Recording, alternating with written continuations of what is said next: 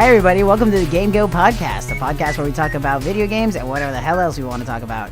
I'm H8BitHero. Hey, guys, I'm Sonorith. And here is the news for the week. Let's get started. Yeah, so last week we mentioned there was a bit of a rumors going around that there was going to be a Nintendo Direct within the next few weeks. Turns out it was like 2 days from the episode. Yeah, there were really weird hints on Nintendo their Twitter. Was tweeting. They were trolling everybody because everyone was begging for information and nothing was coming out. So they're just like, oh, we're just going to have some fun, put out some weird pictures.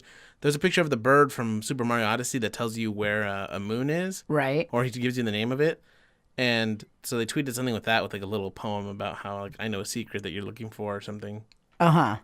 It's fun for me. It was kind of crazy to see them being like that with it. I don't Yeah. think they really do that often. I They're think, pretty direct as far as their Nintendo Directs. pun intended, I think. Anyway, so yeah, there was a Nintendo Direct. Didn't have everything that people were hoping for. Everyone wanted to hear a lot of new announcements. And there were some, but they were mostly, I think, for re-releases or remasters or ports from the Wii U to games. We want new news about new things. Let's just go through the list. The first thing they talked about was The World Ends With You, and that's coming to Switch. And I'd never played that game. It was on the DS originally. It's from Square Enix. I tried it, and I dropped out like in the middle of it. It was a really cool... Idea? The whole thing is really stylized. It's really It looks like flashy? real world Kingdom Hearts. You know what? Persona meets Kingdom Hearts. Okay, yeah, that sounds cool. Yeah, they're gonna do the controls are gonna be like the phone version of the game. I believe you can also use the actual controls, but there are touchscreen capabilities for this one, and the combat the whole thing is gonna take place on the one screen because you don't have the two screens. Yeah, I'm not going to snap mine in half for them. Okay, cool. That's not a thing that I'm going to do. They also announced 2 waves of DLC coming to Pokken Tournament. Wave 1 is releasing on the 31st of January, and that's adding Aegislash. I think he's like a sword type Pokemon. He looks like a sword. Yeah. You'll be able to play as him, but then you also get 2 support characters, Mimikyu and Mega Rayquaza. Right. Aegislash is actually he's a combination of both sword and shield. Oh, okay, so he's the third one, right? Yeah, what do you mean? Second or third. He evolves. He's originally just a sword, I think, right? Okay. As far as in the evolutionary line, I'm not Yeah. sure. But yeah, I just know that particular fighter is both sword and shield, and he goes through he goes through an offensive mode and has a defensive mode. Okay, 2 cool. fighting stances. So hopefully that'll come into play in when you're playing as him in Pokken. I want this game really bad. What's the next wave? Wave 2 is coming March 23rd. You're going to get to play as Blastoise, which is pretty cool. And you're getting Mew and Celebi as support characters. That's, I don't know what the difference is with them because I still haven't gotten too far into this. I want this game so bad, but I haven't been able to find it, like cheap, I guess. I mean, yeah. I haven't been able to find it used anywhere. And if anything, I guess that's testament to like, How go good buy it it is. retail price. The It's staying worth power it. of it, yeah. Blastoise should be fun. They added Empoleon, I think, for the DX version, which was the Switch remaster. So Blastoise, if he's anything like Empoleon, but actually Empoleon has like blades for hands, almost the flippers, because he's a penguin. Okay. So he's got a lot of slicing water attacks. I don't know what Blastoise is gonna have, but I kind of want to get it now just to play as him. Yeah, Blastoise was my favorite Gen 1. Nice. Yeah. Okay. So then, and I believe that you can buy the DLC right now, although it's not available yet, obviously. Yeah, they're not the. Maybe they are. As far as DLC coming down the line, instead of doing a season pass thing, they like doing their stuff in just 2 packs. It's coming sometime down the line. They did that with Zelda. They did that with Mario Kart. Mario right? Kart. I'm not sure. Splatoon, no. Well, Splatoon, everything was free, which is very cool of them. Awesome. That's What a about good point. Hyrule Warriors? Did they do the same thing with that? Hyrule Warriors was a season pass, and it came in 4 packs for the Wii U. Okay, all right. I So don't that know what one the 3DS deviates. one was like. Actually, speaking of Hyrule Warriors, the definitive edition was announced coming in spring. Includes all the DLC from the Wii U and 3DS versions of the game. Also, speaking of DLC, 29 playable characters, all jam-packed into that game. I think I might get this just because I don't have the Wii U anymore. right? There was a lot to do. There was a story mode, and then there was adventure mode where it put you on the map of the original Zelda game. Each square was a different battle that had different stipulations, and sometimes you had to use a certain character, so if you didn't level them up, you had to kind of grind around in other modes to level up that character. Uh-huh. And if you did better, you would get certain rewards like a piece of heart or a costume for a character or a specific item, because you could use like a raft in a place where you would use that raft in the original Zelda to unlock another map square. It was super complex, but it was cool, and I never got too far into it. They even did a Majora's Mask version where you're stuck in the middle of the town and you have to fight your way, and it resets every couple of turns. It's super weird, but this is definitely a lot of content. Yeah, it is. What I find interesting about this is that considering that the Switch is finally that nice combination of portability and console quality, that's not quality. Perfect. I guess caliber, console caliber gaming. They finally find that version of this game where it's like, okay, it's not stuck at home on the Wii U, and it's not gonna crap frames out on the 3DS, which is what I heard. Like, if you didn't play it on the new 3DS at the time, it was going to drop frames and it wasn't going to be the best performance-wise. Yeah. So it's kind of cool that they're putting both versions, because essentially just anything that is Hyrule Warriors related and has been released is going to end up on this, and that's really cool. Yeah, there are a lot of cool characters, even the original ones like Volga, he's got red dragon armor. It looks cool. It's cool to see some of the bosses get humanized like that all of a sudden. Is that the right word? Well, I mean, it's not Volvagia, but it is it's inspired heavily by it's really also cool. The main female antagonist. She is a completely original character. God, she looks amazing. The main character. Well, yeah, it's a cool story. It's a fun, just collection of all of your favorite Zelda characters. I'm very upset that I can't remember her name. Ciela? I don't know. I think one of them's name is Ciara. Oh, and then she was actually also like a... Never mind, spoilers. Yeah. I was going to say. Anyway, so Hyrule is coming in spring. Check that out if you haven't played it yet. It's very good. Kirby Star Allies was finally shown off a little more. It's a co-op focused game where you can capture enemies and turn them to your side, and then you use your powers together. That's coming March 16th. You could pay for it now in the store, but you can't download it yet. Pre-purchase? Obviously. Yeah. That's pretty sweet. I'm excited to see what new powers he's going to get on a full release game. Yeah. I always loved that about the N64 one especially. 64 I thought was going to be a lot. I thought I was going to enjoy a lot more specifically because of those combos. I ended up enjoying Superstar Saga a lot more. No, I'm sorry. Superstar Deluxe. That's the DS one or 3DS? Superstar. You SNES. know what? All the Kirby titles get lost on me because I never got too into any of them except for the I think it's just simply the first time they went into 3D, so that might have been what it was. Yeah. Go ahead. Mario Tennis. You had more to add to it. Mario Tennis Aces coming in spring. This is a new tennis game featuring the Mario gang. I saw Waluigi. He's got nice hair. I noticed that everybody has nice hair, I guess, because they want to make sure to give everybody an actual tennis cap. Yeah, or a visor. They have visors, yeah. And yeah, I think the hair technology in Odyssey is really improving. You're going to see that here in that it's spreading out to their other games there. Yeah, like Mario has these thick locks that get pushed back by his visor, it looked like. Right. What's his name? Like you said, Waluigi has it all slick to the side, all nice. It looks nice. They all look very much like...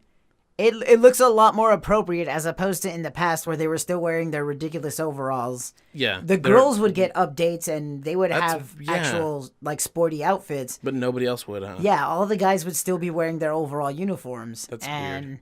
So it's kind of cool to see them get the country club update as well. Yes. The big thing with this game, it's going to have a story mode, which is the first time since I think the Game Boy Advance of like Mario Power Tennis or whatever back then. Mm-hmm. And this is going to have mini games and boss fights. And I don't usually play tennis games, let alone, even Mario Tennis. I never got into, but this one looks interesting. And with I liked the Mario Tennis games I had played before the GBA one that everybody makes a big deal of with the story mode. Yeah. So I never got into that one, but I heard that it's like, it is tennis and also an amazing RPG. Yeah, I think that's kind of what I felt with Golf Story. So if they can I mean, it's not the same developer, obviously, but if Mario Tennis Aces does for tennis what Golf Story did for golf, I'm gonna enjoy it. Cool. Yeah. East 8 Lacrimosa Yeah. of Dana is coming to the Switch this summer. That was announced. I think also known as Wise to people who don't. I used to read it Yeah. like that, like until I was probably like 14 and was told that's East. I pronounced it yes, but with like yes. I would. Why the title though? Okay, anyway, that's not the point. This game was announced for PS4 and Vita, I think in December, and the translation was really bad, and so they're releasing a patch to fix that. Hopefully, it hits the Switch version on release because bad translations are not good for a big RPG like this that can totally destroy definitely. the tension. That can literally be the death of an RPG. You get the wrong word in a critical story moment, and now you got one of the funniest moments instead of the most tragic or dramatic. Yeah. I've seen the screenshots. It looks great. Hopefully those are Switch screenshots and not just the PS4 version. All your base belong to us. But yeah, I'll definitely check it out when that comes out in the summer. Excited right here. I'm gonna hide many balloons. Do you want to tell us what it is? No, excited? I'm gonna interrupt you. Okay, so Super Mario Odyssey. It's Super Mario Odyssey, Luigi's Balloon World. Yep. Super Mario Odyssey is getting a free update called Luigi's Balloon World. And it adds Luigi to the game, but not in the way you might expect. He becomes somebody you can talk to participate in a balloon hiding or finding minigame. I am so excited about this. I'm ambivalent so far. Basically, you have 30 seconds to find or hide a balloon, and these are balloons that other players around the world are finding or hiding. That's the part. That's the part I like. Yeah. So if you have really good platforming skills, you can do like all the diving long jumps that people have been learning and practicing since the game came out. This is kind of up your alley. And there's going to be a leaderboard. I'm not sure exactly how that's going to work, but I think just the more you find or the longer your balloons go hidden, you get more points or something.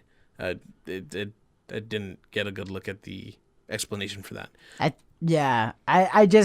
I know that the basis is go to somewhere really hard to get to, put the balloon there, laugh at everyone trying to get it. Yes. And they're also going to be adding 3 new outfits, one of which includes a Super Mario Sunshine like tropical getaway outfit. Oh. He gets shades. The Pianta resort outfit. I think it's like a Hawaiian shirt and sunglasses. Yeah, he gets it at the end of Sunshine. Sunshine. You're right. Yeah, I think that's it. I think another one is the jazzy outfit that the people from New Donk City are wearing. But so basically his mafia outfit one, but with the red? I think so. That's cool. And I don't remember the last one. And I don't Pauline's dress. Probably. They're also adding, I think, 2 new snapshot filters. Some of those are pretty cool, so I'm excited to see what they come up with or release. That's going to come out in February, so we don't have much longer to wait. It was only 2? I thought I saw more than that in the... The snapshot filters? Yeah. I might be wrong. We'll update that next time. Okay. Dark Souls Remastered was I think the big announcement for this. Something evil. How does it go? This way comes. Something wicked. This way comes. There we go. I thought actually that was going to be for Bayo 3.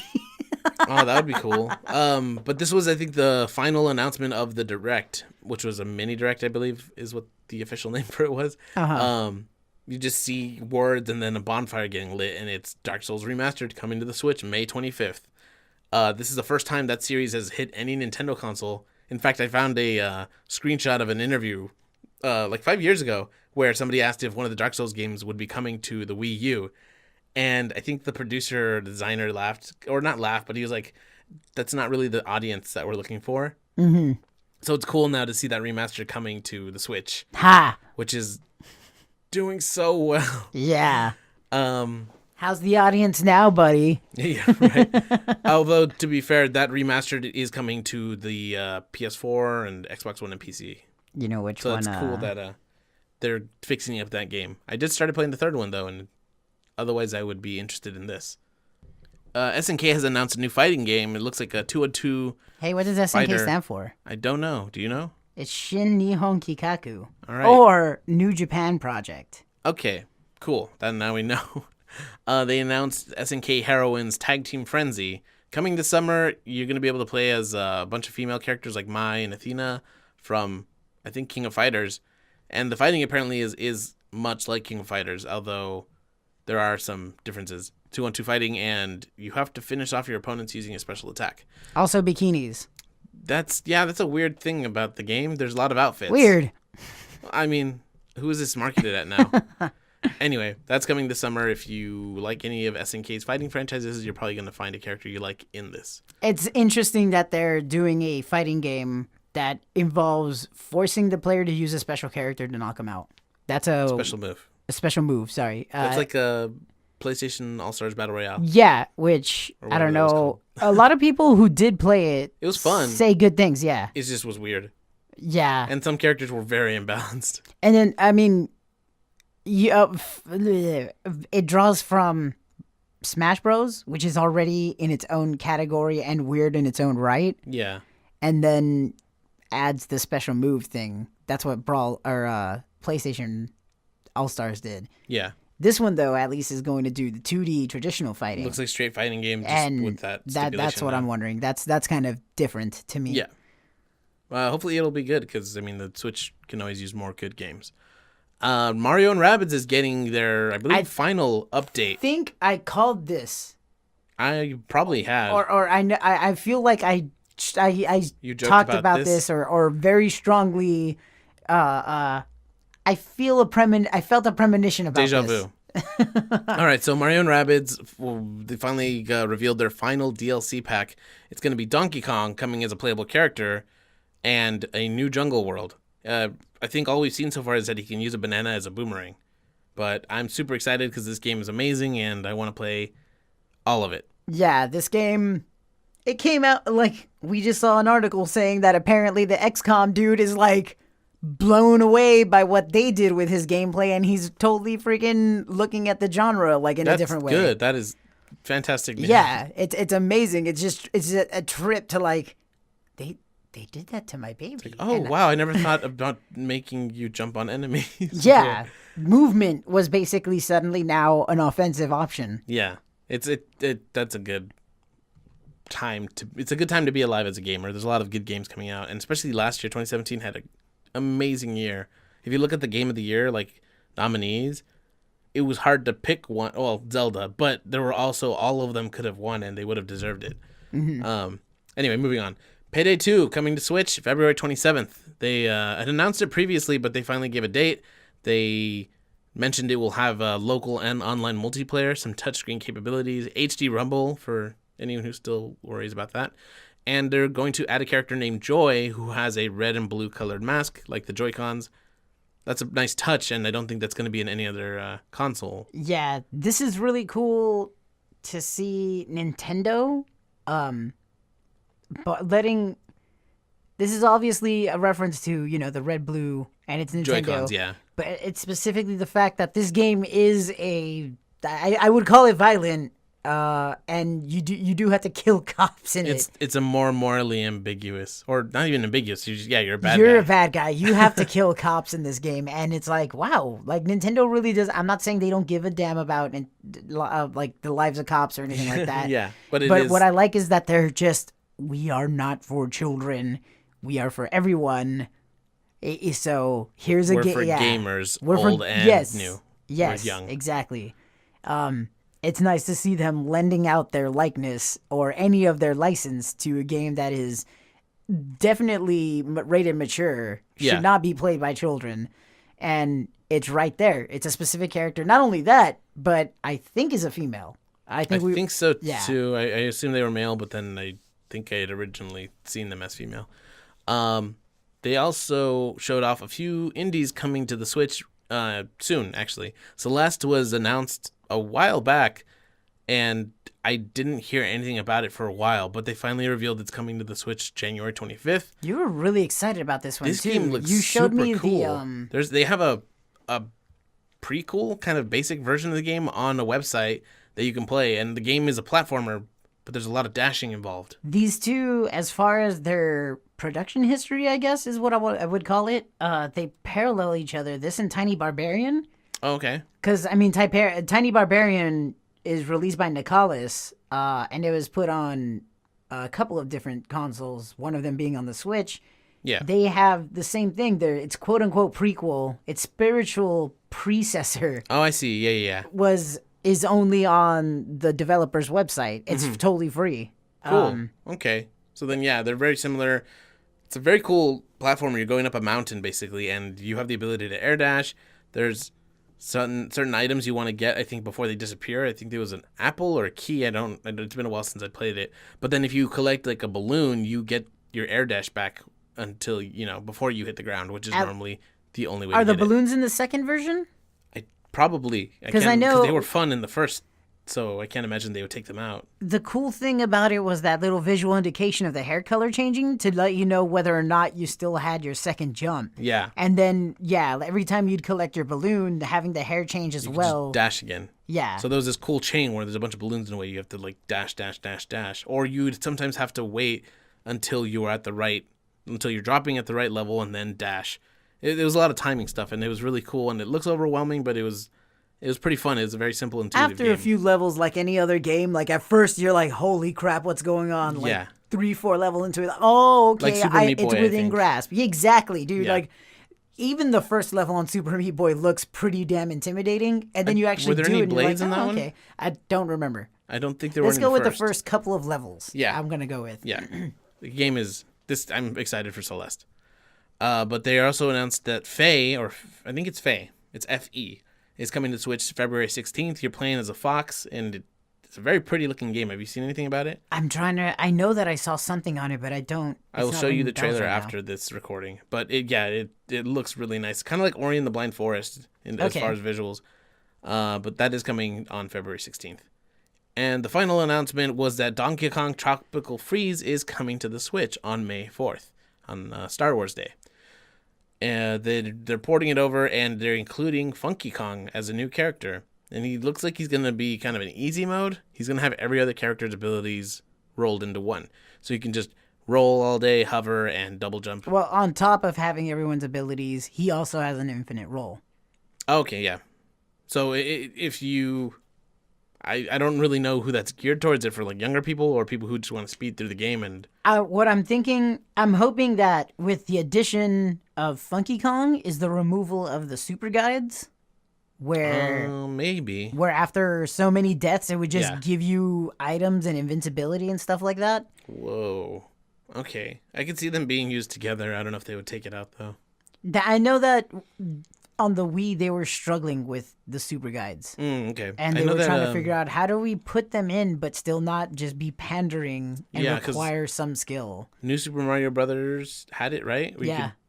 After so many deaths, it would just throw a invincible... To show you what to do. Well, that on the Game Boy or on the 3DS, it would give you a golden Tanuki suit, so you were invincible and could fly. Oh, that's right. Yeah. Okay. Anyway, so yeah, overall, what did you think of this Direct? It looks like there's a lot of re-releases. There are... That still, is a thing to me. Yeah. A lot of these are things that were already released on other things, so it's like, okay, Nintendo still has some catching up to do, but at the very least, they're now, it looks like they're going at a good pace. They're not stuck behind anymore. Yeah. But then there's some other things. There's the Kirby game, Mario Tennis, the big thing that isn't new. It's not a new game, but it's a new mode. I'm super excited about that Mario Odyssey thing, man. I was trying to make those verse videos for a while with Mayro. Yeah. And we'd go back and forth trying to find really hard things to do and challenge each other. Yeah. So that's right up my alley. Just get somewhere almost impossible to get to and literally just watch as other people attempt to get up to it. Yeah. I don't blame them for wanting to make up for what happened with the Wii U. Mm-hmm. I think even I had a friend talking about Hyrule Warriors saying that he never played it on the Wii U. Like he was gonna get it, but I don't think he even had the Wii U. Right. And now that this is announced, he's super excited for it. But to kind of drive home the point, Super Meat Boy came out recently on the Switch, and their sales numbers rivaled their original release. Oh damn!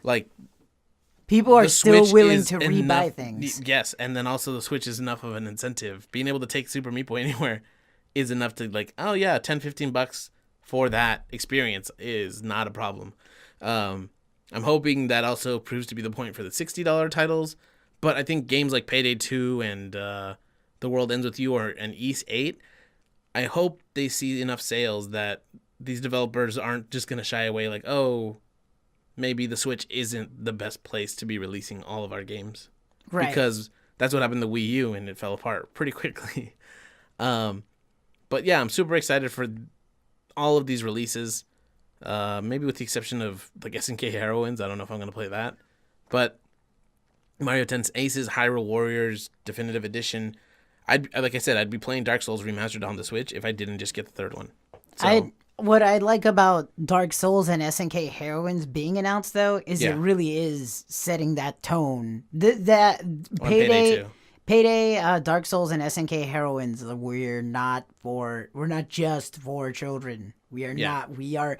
This is a piece of technology, and it can be used by anyone. The Wii showed you that. When your grandma was grabbing the control, anybody can play. But anybody still includes those angsty teenagers and people who still want something a little bit more maturely substantial.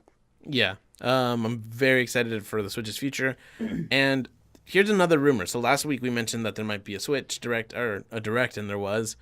Somebody has shown off a little... They showed off their findings. Since 2012, every time there's been a mini Direct, within the next 3 weeks, there's been a full-on major follow-up. Yeah. Okay, so it was... Mini Directs have always been basically a foreshock. Apparently. And who knows if they're going to break that tradition that they've apparently been keeping for the last few years. But I hope not, because I would love to see more, because all this stuff seems to be coming in the first half of the 2018. Yeah. But we didn't see Bayonetta 3. What else didn't we see? There was another game. We didn't see anything about Metroid Prime or Pokemon, which maybe we're not going to this year. Yeah, that's actually pretty interesting. Unless they're still those are things I would think they want to keep us fresh in our minds at all times until release. That's the thing, though, because these with these directs, Nintendo has the floor. PlayStation has PSX. Xbox doesn't really have anything, so they have to kind of go all out E3, and that doesn't always work. But Nintendo, whenever they want, basically, like, hey, you know that big game that everyone's been anticipating? Here's just a bunch of details about it because we want to. Right. And that, I think, is enough to build excitement for it. Even if it's not a release date, showing any gameplay of Metroid Prime 4 would set that community on fire. Yeah. People are waiting for it. And, I mean, I wasn't crazy about the first one. Didn't play 2, but 3 was awesome, especially with the Wii. That was the best example of what the Wii could do for a shooter, I think. I started up the trilogy on the Wii U's virtual console, so the Wii with the Wiimote, but that's as far as I've gotten. Is I started up the Prime trilogy again. Okay. I only played the first one in the past. I didn't go those through controls. I didn't realize 3. how rough they used to be when you had to stop moving to look around. Yeah, that's annoying. Yeah, but the Wii version I think would have fixed all that. But yeah, I'm super excited to see especially now that they do have twin stick. So even if you weren't a fan of the motion controls, this is hopefully like any other shooter at this point with the Pro Controller especially. But yeah, I hope they do another Direct within the next few weeks, and that they show off something that everyone can get super excited for. If for some reason this wasn't enough to get you going, yeah. Now. Swatting. Well, that was all for that was a big thing, is the Nintendo Direct, so that was the coverage of that. Yes. Outside of Nintendo, some things were still happening. Nintendo didn't do the swatting? What's up? Nothing. So that swatting story we talked about last week, where the 23-year-old was arrested and extradited to, I think, Kansas City or Wichita County.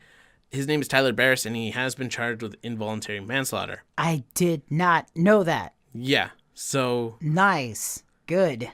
He's going to go away for a while, I believe. Well, is charged mean they were found guilty, or charged means that's what they're presenting? That's what the trial, I guess that's what they're going to be tried with or for. So, yeah, they found enough, I guess, to convict him or charge him with it, and I'm sure it'll go through, because see how many people would be sympathetic for something like this. There is literally all the proof out there on the internet of this happening, so there's no way you can say, no, it wasn't me.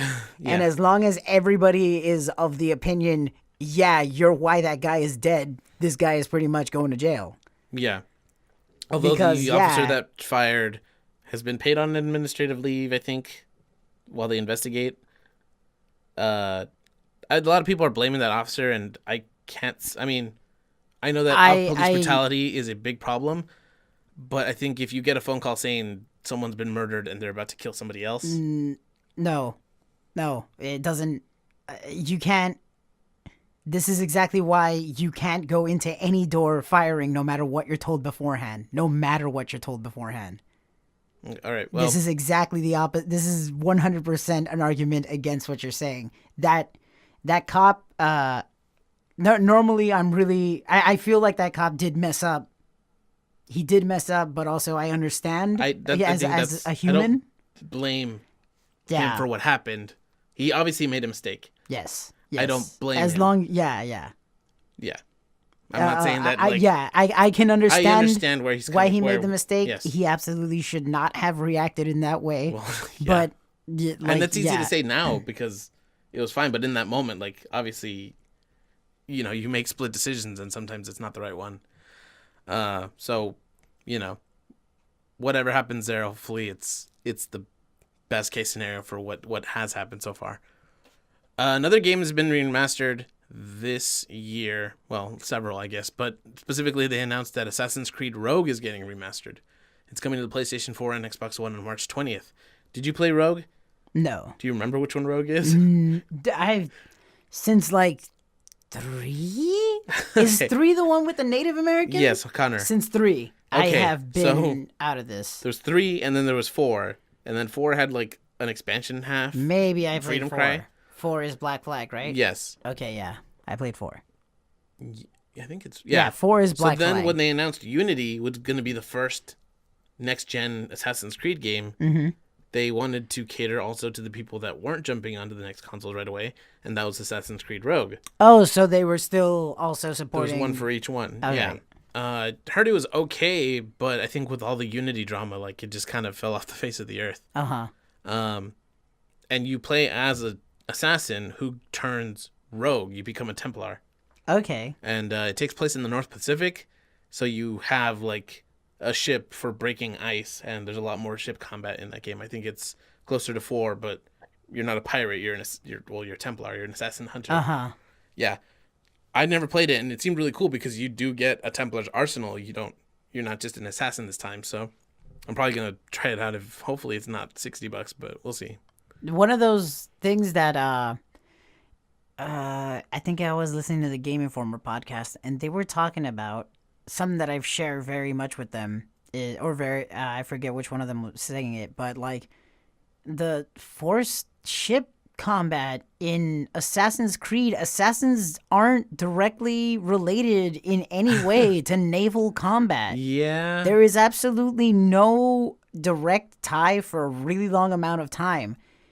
They developed an engine, tried it out in somewhere where it was relevant. That was kind of a cool way to test the stuff out with in Black Flag or 3. Black Flag. They were obviously when you see the whole thing. Obviously, the Black Flag was the beta for the naval battle. Because it was in 3. Or too, sorry, remember? 3 was the beta, yeah. And then Black Flag is where it's okay, cool. It totally makes sense because I'm a pirate who needs to actually pilot. Captain a ship. So it totally made sense, but it's we developed this amazing naval warfare system. We're not going to throw it away anytime soon. Yeah. And so now it has to be in every freaking release all of a sudden. Well, I don't think it was in Unity or Syndicate. I think there is some in Origins, but I haven't played it yet, so I can't say for sure. But they did actually take that technology, Ubisoft, and they're developing Skull and Bones. It's a pirate. We talked about this before, game. huh?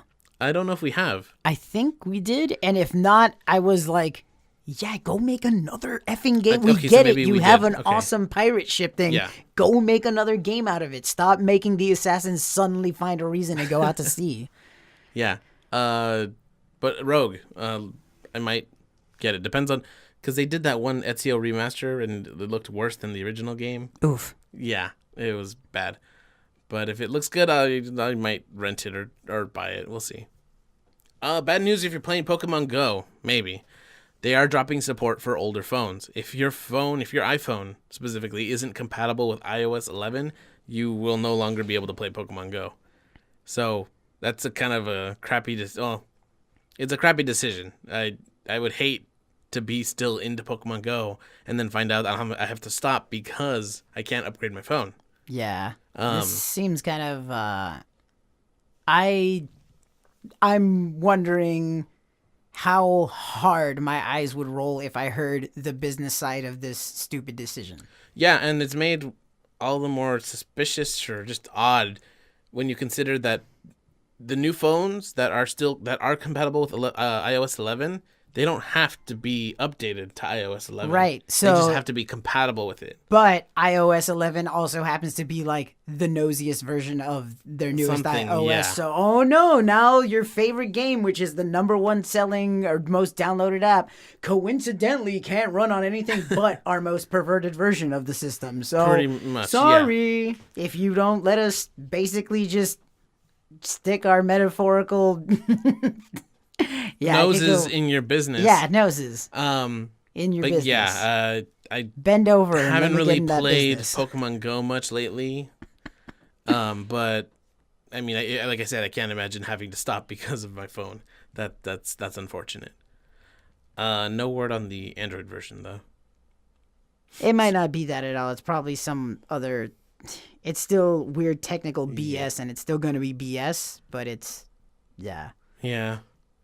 Sony. I don't see very legitimate reasons for it. I mean, unless they come out and say it, which I don't think they have. Sony recently announced, actually just today, announced 2 PS4 Pros. One of them is a bundle. There's the white PS4 Pro, which originally you could only get with Destiny 2.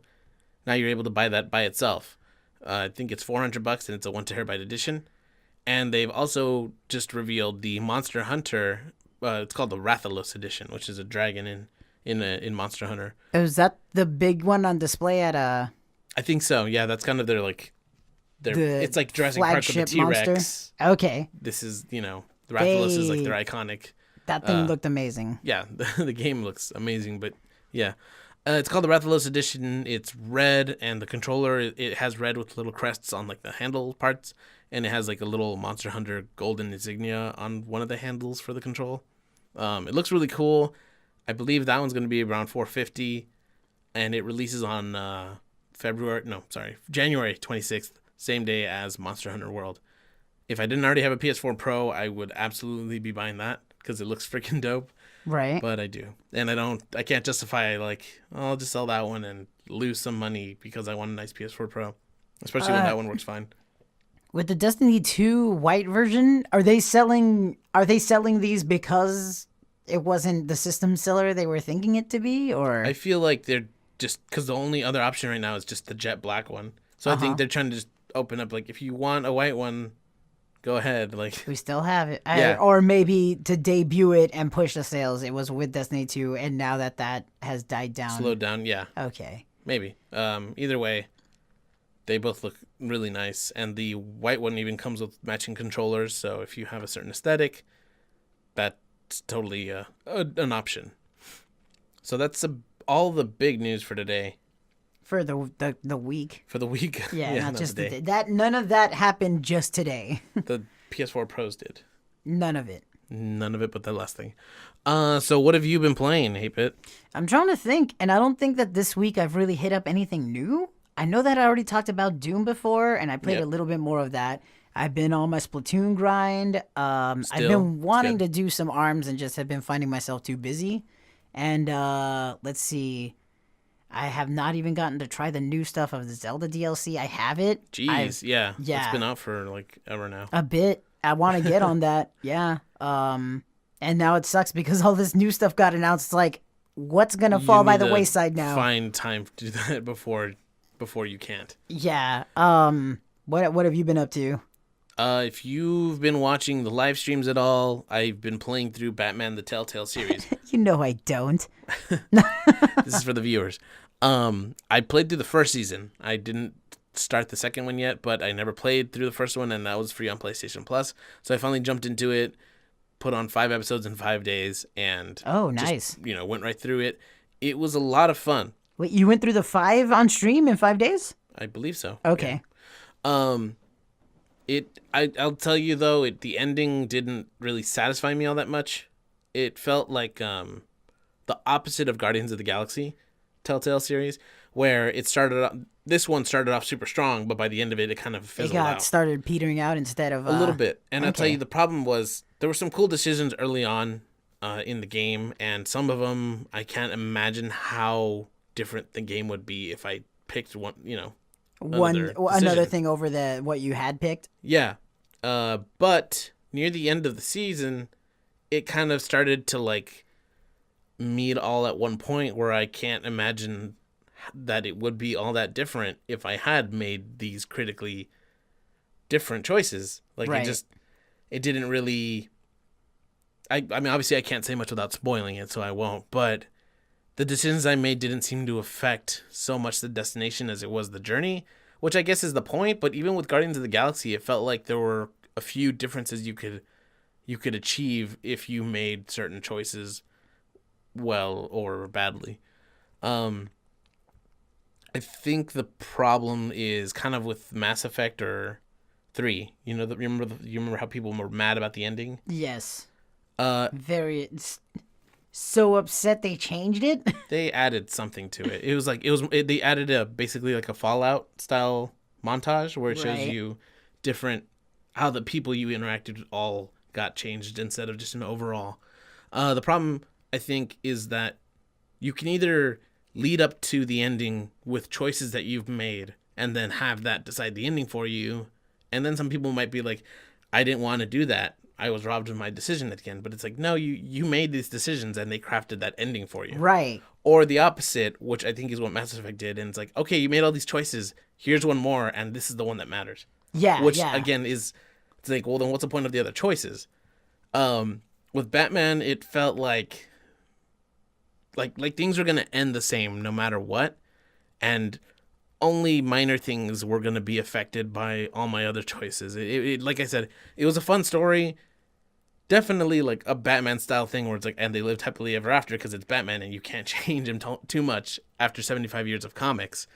But I don't know. I wanted more change, more differences.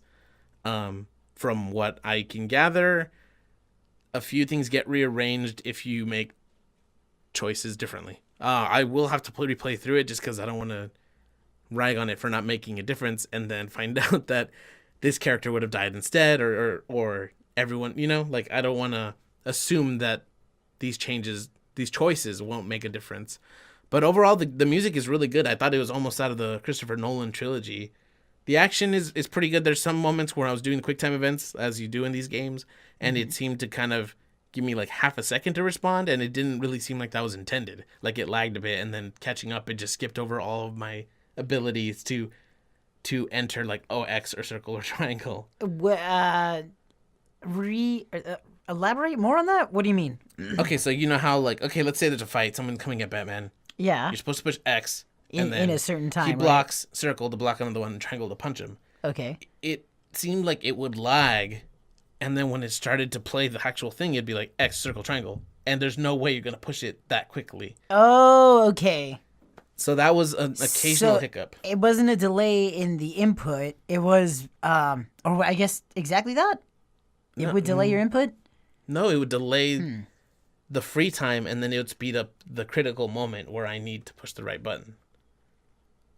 Okay. It was weird. It was a small hiccup though. It didn't affect. I hope it didn't affect anything important. But that's really, I think, the biggest technical gripe I had. Minus the beginning of episode 4 or 5, there was some weird. I think it was 5. The first like chunk of it, like maybe 1/6 of the episode, was kind of stuttery, and it was very noticeable and kind of bothersome. But then it went away for the rest of the episode. But beyond that, I think it was all good. Smooth sailing from there. Definitely worth. I mean, it's free right now on PlayStation Plus if you have a PlayStation Plus membership. So definitely download it at least, and then try it on your own time. I don't think it's $25 still, so even then, I think it's still worth it. It's just be prepared to maybe not have your. I don't know. Like I said, I don't know if the choices are gonna make the huge difference that I'm expecting if I go back and replay it, but so far, maybe a 7 out of 10 if I had to give it a score. But I am excited for the second season. And, I mean, it's out up to... The 4th episode is coming out on, I think, the 28th. Cool. But I'm not going to play through it all until the 5th episode's out, just so I can kind of just run through all of them. Yeah, because I liked that format for streaming it, especially, so... Yeah. It's like that a way week you of can a keep show. the whole thing going Yeah. instead of like we ended up happening with us with Guardians, where we... How long? We had to wait. We had it at Like the 8 first months, one, I right? think. The first one? Yeah. And... It was like April to December. Yeah. Which was, I mean, I still held on to the story pretty well, but I can imagine it would be stronger if it came out and we did them all back to back. Yeah, like anything else. Like if you watch the entire trilogy of Back to the Future, you're going to get it a lot better than, waiting the several years in between. Yeah, that's a good point. But I just realized I did give a game a try. Which one? Bravely Default. It's you kind did? of How was old on that? 3DS, but yeah, I tried out Bravely Default, and damn, good God, Is it good? it's the best Final Fantasy game ever. Okay, so it's from Square Enix. Why? What makes it so good? It's the best Final Fantasy game ever. It's okay. No, honestly, so far it's pretty awesome. How it's got the classic turn-based fighting system. It is a JRPG, but just from the get-go, it does feel like an SNES JRPG that has the graphics of today with really well done or not. How do I say the voiceovers aren't cringy because a lot of the lines are voiced and there's small animations sometimes, but they're like a lot of times they get them. They're just done poorly. They're done off. The intro of Puyo Puyo, the Bomberman cutscenes. Yeah. It's all done really cool and really well, really adorable the way everything looks in that game. This game, the fighting system and the brave and defaulting system that they have is a really interesting take on the classic turn-based. The big thing about it is you can spend what I believe, I don't know if you can increase this later. I imagine that at some point you can, but basically you can brave or you can default. Yeah, that's the part turn. that I wasn't crazy. Like, go ahead. Every time that you brave, it costs one, I think they call it a battle point, a BP. Okay. So, and that's essentially a turn. So just in your classic turn-based style, just imagine one turn being worth 1 BP. You can, at first, brave up to 4 times, which means you can do 4 turns worth of moves in 1 turn. You can condense all the actions up into 1 time. Okay. The issue here is that you're now at negative 4 BP. You have to wait till you get back to 0 so that then you can act again. Okay. So you'd have to wait that many turns. However, you're also given to if you don't have any, if your particular fighter isn't good on the offense, or you have a plan and it involves some strategy, you can default, which is also defending, and it also gives you plus 1 BP. So on your next move, you can do 2 moves with no punishment, or you can go and do 5 moves instead. Now, whoa, okay. Yeah, it's awesome because it throws in this new, you can go ahead and just play it safe and do it like old school RPG. Yeah. And go turn by turn by turn by turn with no consequence, with no, and the fight will take longer because you're going turn by turn. Yeah. When you brave, it doesn't carry over to the next fight. Your BP always starts at 0 at the beginning of the next fight. So because of that, if you want to end a fight early, and and you're pretty sure that the next flurry of attacks is going to end the enemy's onslaught, then go ahead, brave, and brave like crazy, attack like crazy, and then that should get rid of the enemy. Once you figure out exactly how many attacks it takes to take down an enemy, you start playing in your head like, okay, this many turns, I can get him done. I can get him done with and do no damage, get no damage done to me in one turn. Fight over, experience points, classic. Everything. I'm talking everything it does, from like the fighting, the sounds, the way the menus look, the way it performs, the way it plays. Everything's really nice and smooth, really well done.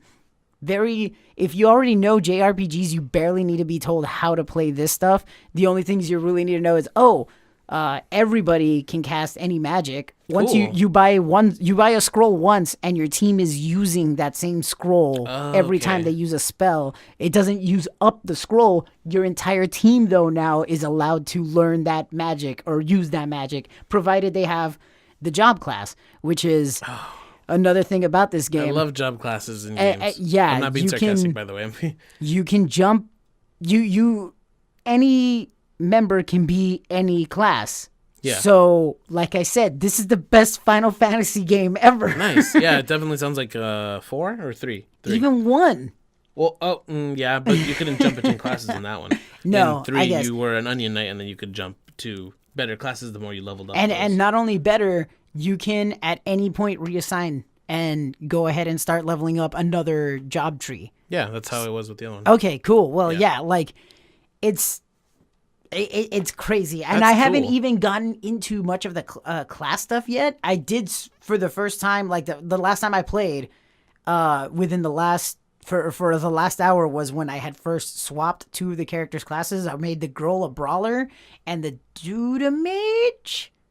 And it's just interesting to see their costumes change up, their attacks change up, all the little things. That's what I love about job class games. They have some kind of skill sharing mechanism where if one person knows a skill, then another one can also end up kind of using it. It reminded me a little bit of Lost Odyssey, which was also another really good Final Fantasy game. Even the music was even by Nobuo Uematsu. Yes, it was. And everyone's saying that should have been 13. It should have been a full-on Final Fantasy game. I played up to like disc 2. This was on Xbox 360. It was like 3 or 4 discs. I played up to disc 2, and there's some songs that even now I'm still like, I got to go back and listen to that again. I can't remember any of the music. The biggest thing that stuck out to me was not only the fight outside of the awesome fights, because the fighting system in that game with that active the rings that you would keep you engaged during the battle. You're not just watching the fight play out after your decisions. Yeah. You still have to keep doing stuff, and then on top of that, just that skill sharing thing. But one of my favorite things was the memories or the diary. I forgot what it was. Some kind of journal or something. Yeah, you would relive some memories. He was an amnesiac, and you would remember stuff. And the way it would show you those memories was through these written passages. But the way they were animated. Like, the word sadness or things that conveyed sadness would dim out and gray or become smaller as you were supposed to be at that part when you read it. And then things that inflected happiness would become brighter or even bounce. Like, the letters were animated, and it was really cool the way it would do this. As I don't know if it was being read or what, but I mean, I think it was. It was good.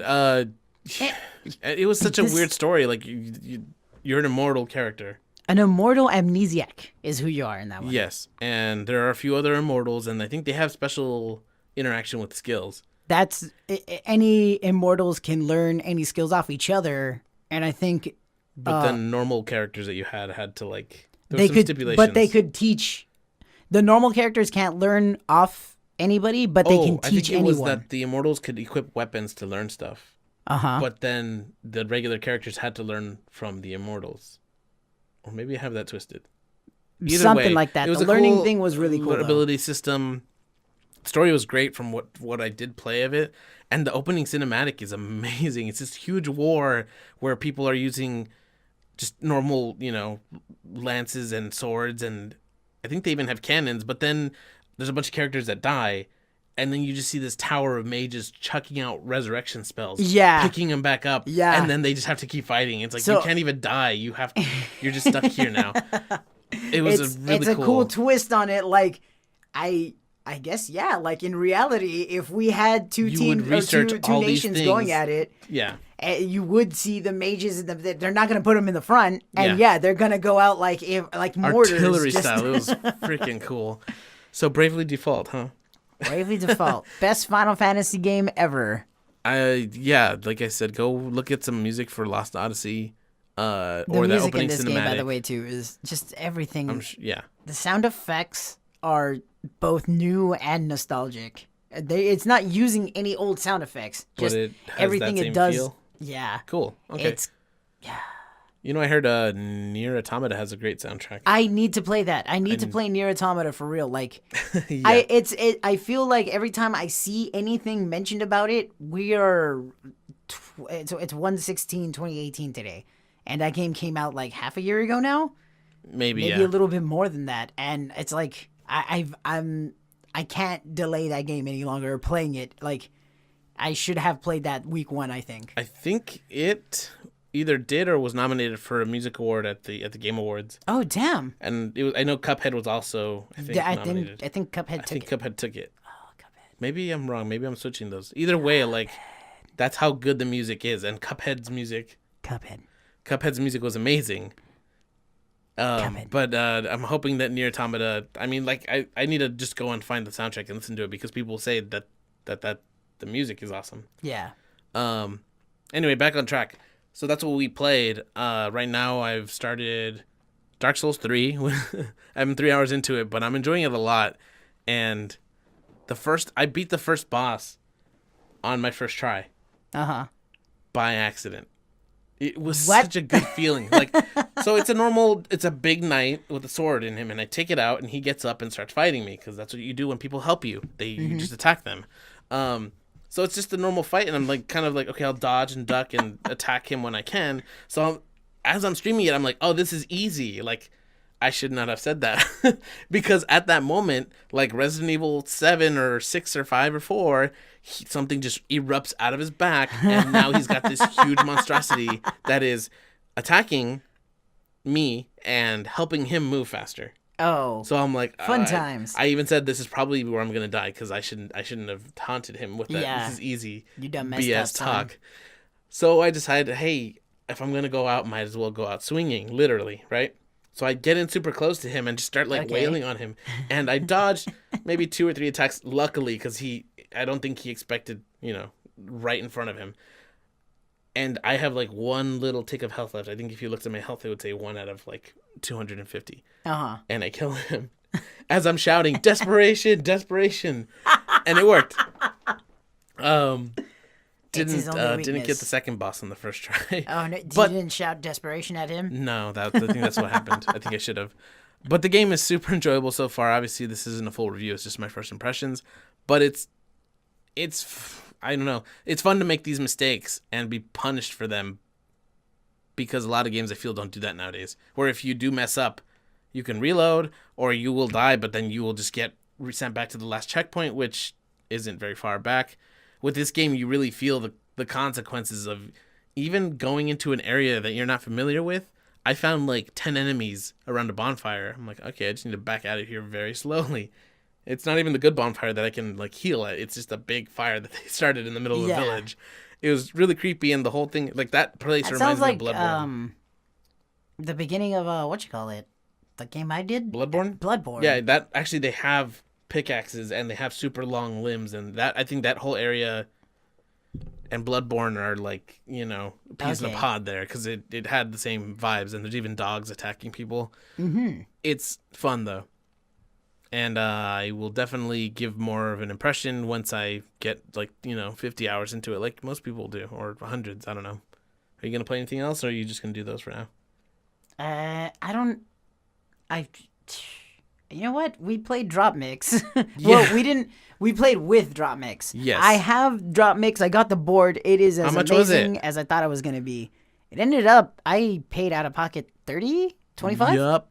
It was on sale for $50 on Amazon. It might still be. Who knows? Check it out. Go look it up. But yeah, I also had some Christmas gift Amazon cards, card. so I applied that to it, and yeah, got DropMix for like $25 for myself. And damn, if I don't know how to, we didn't have not at all tried to actually play the game. We 'Cause just there's started messing with freestyle it mode. as yeah. You know what? Let's go back a bit.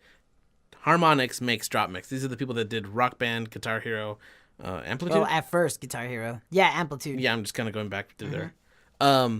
And this is kind of a board game. There's 5 slots on it, and it comes with 80 cards, 60 cards, 60 cards that are yellow, red, blue, green, white, and then rainbow. So yellow is vocals, red, they're just parts of a song. Yeah. And there's different cards, like there's Bangarang by Skrillex, or Down with the Sickness, or Childish Gambino's Heartbeat, right? Yeah. Wake Me Up, Bring Me to Life by Evanescence. There's a lot of songs. I'm just listing off like 4 or 5.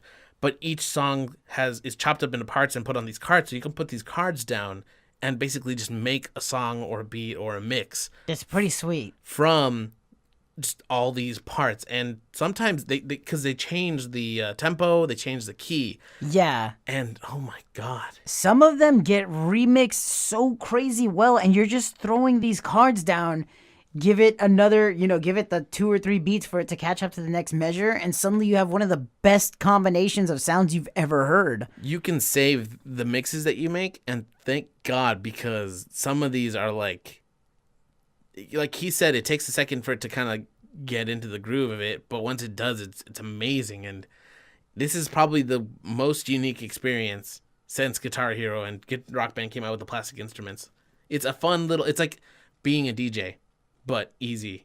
Yeah, like once you know what pieces are once you know what each card sounds like, that's when it's like kind of just up to you to start trying to make or put them in a good combination, or I guess mess with the drop mix enough. It's called drop mix because the feature of drop mix is where you put a bunch of random cards down on the field, 5 of them.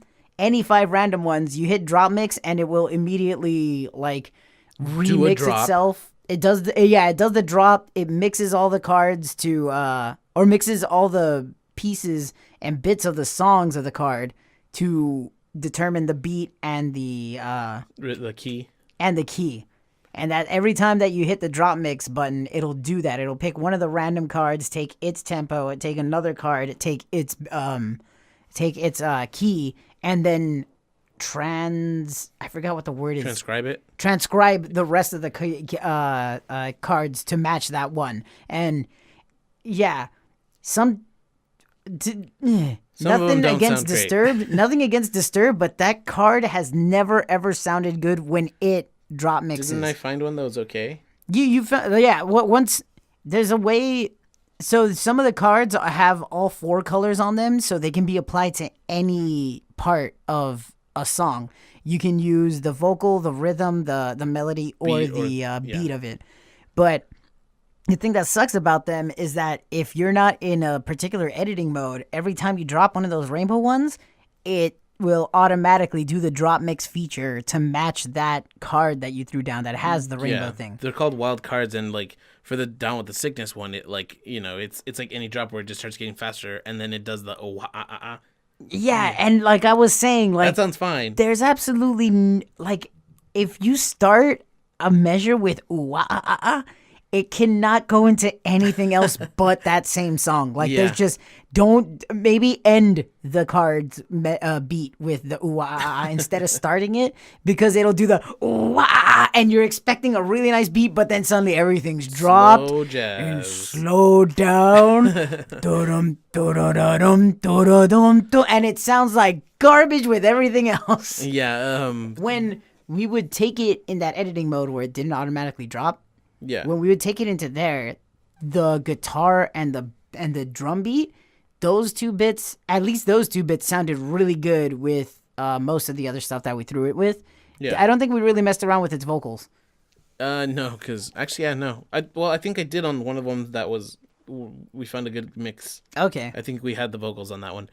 But yeah, it's okay. So there's 3 styles, modes. I don't think I harped saw the on that last Disturbed one. card a lot. Yeah, for good reason. There's freestyle mode where you can it'll play whatever you're putting down on it. And then you can even open up a little menu at the bottom of the phone because you have to equip like a Bluetooth speaker or phone or something or tablet Yeah. to the game. It's like an electronic game board. Not basically. just sound, it needs something to display on. Oh, okay. So, but then you can equip speakers to the Bluetooth on your phone. Yeah. So you can have it playing That's no really problem. nicely. But you can pull up a menu to alter the tempo and the key. So if you have that open, it's like you said, it won't change the whole song. It'll just add the part that you've dropped on it. But there's also a versus mode where you take, I think you can do 4 players or 2 players or 3.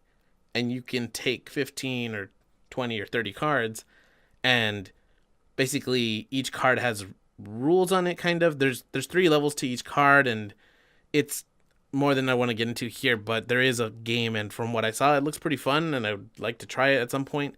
But the freestyle mode alone is worth this, especially if you have like a party, because you're not going to get somebody who like, oh, let me put my music up, and then it just isn't great. Only the one person's enjoying it. Right. With this, you can just give everybody some cards or have them laid out with you know, what on the table. what I would imagine in a party scenario is just right there, somewhere easily accessible to everyone, set up on a table next to the speakers that it's connected to or whatever, attached to the device. It's just sitting there, and just like, you know, you kind of just go up to your friends like, hey guys, check this out, and just throw a couple of cards down, show them, and I think that's all you really need. Yeah. Like once that happens, I'm pretty sure that other people naturally observing it's just going to keep carrying itself from there. I don't know how Harmonix does this, where they come up with this cool idea for a music game, and then on top of just the idea of it, the implementation, because sometimes when you can drop, there's only one spot for vocals. Mm-hmm. But if you want, you can drop 2 vocals cards on the board. You can drop 5 all vocals. 5, fill them all up with the same That doesn't work type. quite as well. But if you're doing 2 vocals, sometimes it seems like they're like taking turns singing, and with beat and, you know, a lead guitar or horns. Or That's keyboards. one thing I feel that I noticed. I don't know what the depth of these cards' interaction with each other are. Yeah. But it really does feel like you might have. Sometimes it seems like you have a drum beat, and you'll put that drum beat on there for like 20 minutes, and you swear you heard everything that drum beat had to offer. But then you put some other card, just some other irrelevant card, like that has nothing to do. It's not related to the same song or at all. Yeah. But then you hear the drum beat change just a little bit in some way that it seems like they are trying to facilitate each other. Yeah. Harmonix really knocked it out of the park with this. It kind of sucks that it is $100 because for a board game that scares. I want to know away. how it's selling and what the regular price is, because like you were saying that it was just on sale. I'm contesting that it is dropping in price, but we'll check like in a bit. Maybe we should have checked before we mentioned this, but actually, let's check right now. Let's do it. And we're back. All right, so it turns out, what was it, 65 on Amazon? It's essentially different prices. Amazon says exclusive price $65 for Amazon Prime. At GameStop, it's still 100. Best Buy was 88. Walmart was 80, and I think Target was 65. Yeah. So I think the best bet to get it in your hands now is go to Target. Yes. But also, like you were saying at the sale thing, I'm feeling that if these are just regular price drops and not on sale, because they didn't say sale. It didn't have the cross off or anything on them. For Amazon, it did. Yes. Well, that one said for Prime. For Target, though. Oh, you're right. Yeah. But for Target, it didn't at all. Or that was weird. None of the other 3. Okay. So I I'm thought thinking. Best Buy did, but okay. What? At least with Guitar Hero, the last Guitar Hero that came out, it dropped in price right away because it was not selling and they needed to get it out. That's unfortunate. Yeah, that's what I'm feeling. I'm wondering how well this game sold based on that. That started making me wonder. I heard about this a long time ago, and I haven't heard it as much, just in general, like, you know, so hopefully the word needs to get out that this game is freaking cool. Yeah. Especially for anybody who likes and you know what? We're still saying game. I can't say anything about the game, really. That's true. We can talk about this as a piece of equipment right now. Software. Yeah. Man, they're just freaking cool. It's and you cool can buy more cards too. Yeah. Like any other card game, there are booster packs and such with random cards in them. Yeah. I'm I oh man. You can even buy a $15 pack of 15 cards that has, I think it's a more specific, this is what you're going to get. So Oh there's a rock yeah, one, those there's a hip there's hop themed one. packs. Yeah. And then there are some of them are I don't know if there were straight up random ones, but they had themes to them. Yes. Pretty freaking awesome, man. This is something definitely to get into because, I mean, they've released the game. They've released Series 1. I think they're going to do Series 2 already. Or they're planning to because that was a listing on, I think, GameStop or Target. Mm-hmm. So get it while it's good. It's still cheap for now. And this is a really creative idea that I think Harmonix needs to be rewarded for. This is freaking awesome.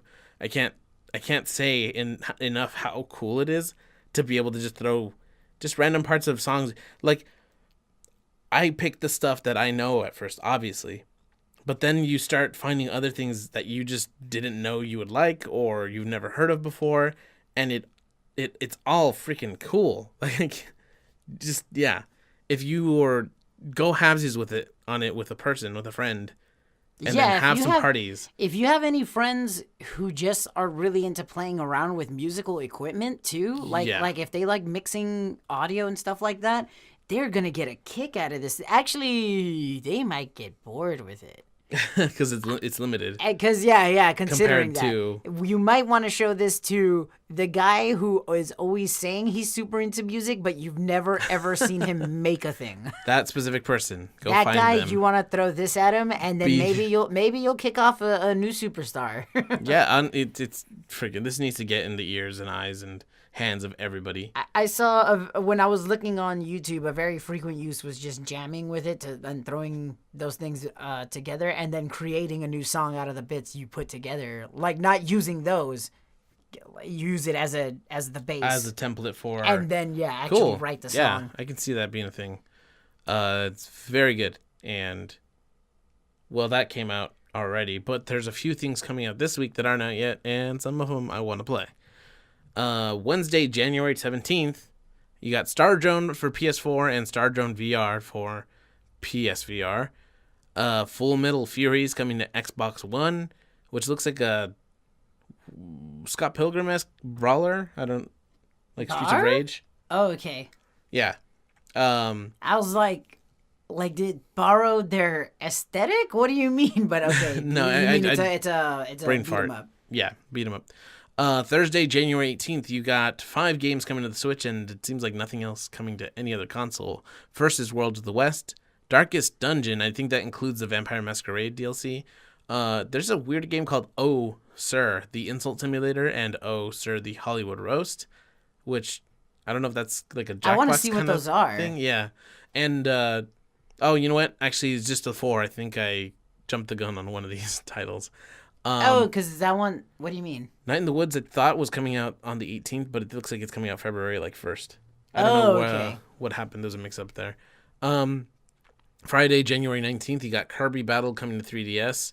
Vesta coming to the Switch and the Xbox One. Nuclean coming to Switch. Digimon Story, Cyber Sleuth, Hacker's Memory coming to PS4. Is Digimon still, Vita. They do some games. It's still coming out regularly? Not regularly. I think the last one was like 2 years ago, maybe. That's amazing. Yeah. It might be good. Mutant Football League coming to PS4 and Xbox One. Rento Fortune coming to PS4, and The Vanishing of Ethan Carter coming to Xbox One. The Aquatic Adventure of the Last Human for Xbox One, and Beholder Complete Edition for Xbox One. Monday, January 22nd, you got Chromagun coming to Switch.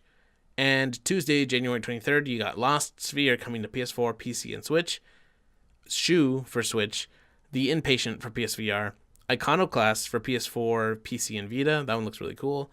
OKKO Let's Play Heroes, PS4 and Xbox One, which also looks fun. It's a Cartoon Network show, but yeah, I will. How is that not on Switch? I don't know. That's a good question. Like, that's such a backwards. I don't see that one doing well.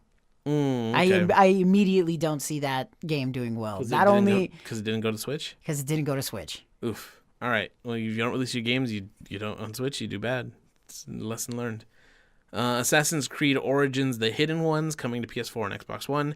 And again, The Aquatic Adventure of the Last Human, this time coming to PS4 on Tuesday. That's it for the week. Not a lot of big ones. Lost Sphere looks interesting, and I think that's from the people that did I Am Setsuna. Darkest Dungeon, if you haven't played that yet. I that's really all I would probably be interested in. Chromagun, maybe. Yeah, what is Chromagun? Sounds interesting. Yes, it does. We'll have to Color check that gun? out. Yeah. All right. Well, that's going to do it for us this week. This has been the GameGo podcast, where we talk about video games and whatever else we want. I'm H8BitHero. Oh, yep, he's H8BitHero. I'm Sonorith. And he's Sonorith. And I'm Sonorith. He's Sonorith. Yep. I'm H8BitHero. Yep. You're the listener. Yes, you are. That's a wall. That you're pointing at. Yep. Microphone right in front of me. Okay. So if you That's enjoyed a what you're chair. listening to, if you please tell your friends Floor about still us. where it's been. If you have any questions, Ceiling seems to be right there. he's lost it. If you have any questions you want to ask us, That's a keyboard. please email us at gamegopodcast@gmail.com or Shoes. go to gamegopodcast.com, and there's a lot of links there to find us on YouTube, Discord, Facebook, Twitter. And if you enjoy what we do, you can go to our gamegopodcast.com/tips or donation and maybe throw a buck our way. That helps from anybody, and anything you can give helps. But yeah, that's it, right? That's it. Cool. So Thank you guys. until next week, we'll see you guys. Have a good day, week, time. Have a Bye. good everything. Yep. Bye.